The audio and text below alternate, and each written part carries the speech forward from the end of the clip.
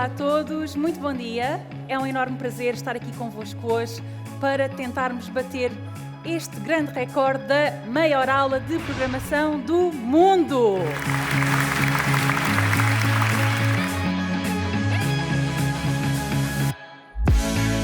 Portugal é o quarto país mais envelhecido do mundo e num país destes, os jovens têm uma importância superlativa, ultra relevante. E termos aqui esta gente toda dedicada com esse amor e essa entrega à gnoseologia, ao conhecimento, à aprendizagem, é genuinamente espantoso. É uma grande alegria, em primeiro lugar, porque é um evento de projeção mundial e internacional.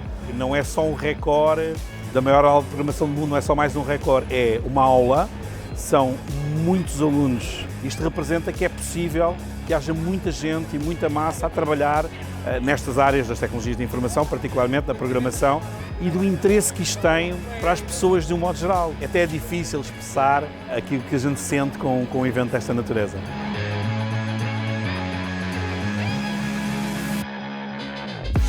Superar este recorde acho que foi um excelente feito e reflete a excelência, mas também a vitalidade do tecido universitário em Portugal neste momento. Eu sou de informática, então gostei muito do tema, de programação, mas os professores foram excelentes, eu gostei muito, estava muito interessada.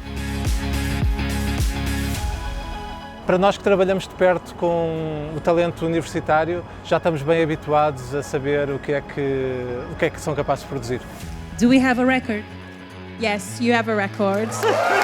Congratulations everyone, you are officially amazing.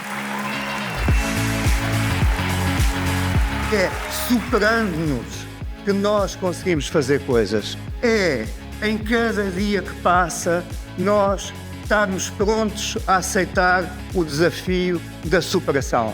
A projeção de valor lá fora, a projeção do vosso valor no mercado laboral depende também destes momentos de rede humana ligada.